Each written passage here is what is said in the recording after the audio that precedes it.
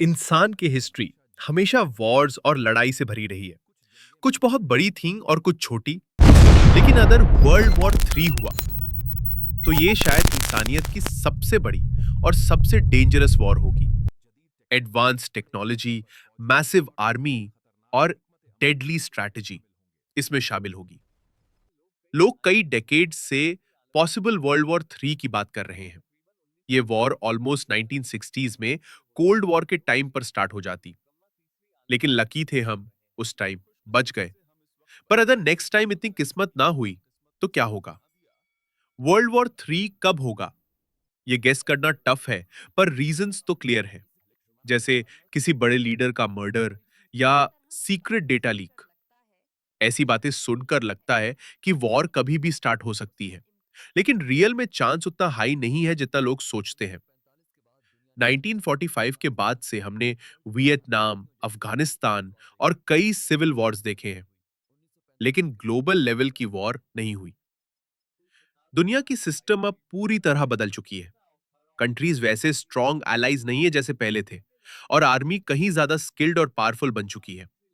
अगर world war 3 हुआ, millions लोग मारे जाएंगे और प्लैनेट को रिकवर होने में डेकेड्स या शायद सेंचुरीज लग जाएंगी, स्पेशली आज के डेंजरस वेपन्स के साथ।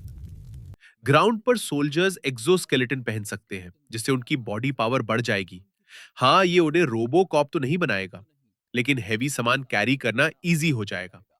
ऐसे वेपन्स भी पॉसिबल हैं जो वॉल्स के पीछे छुपे एनिमी को शूट कर सके। और वॉर सिर्फ सी या स्काई में नहीं, स्पेस में भी हो सकती है।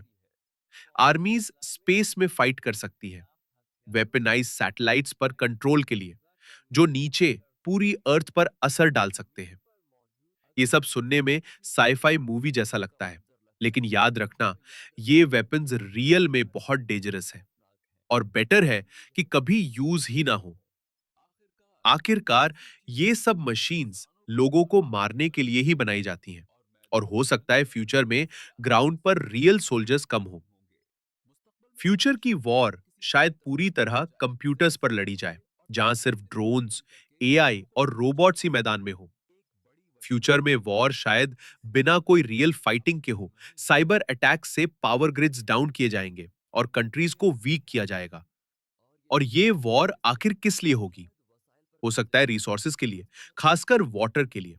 फ्रेश वाटर एक रेयर और सुपर वैल्यूएबल रिसोर्स है, और जैसे जैसे ये खत्म होगा, कंट्रीज इसके लिए लड़ाई शुरू कर सकती हैं। उम्मीद है कि तीसरी आलमी जंग ज्यादा अरसा ना चले, लेकिन अगर चली तो खत्म कैसे होगी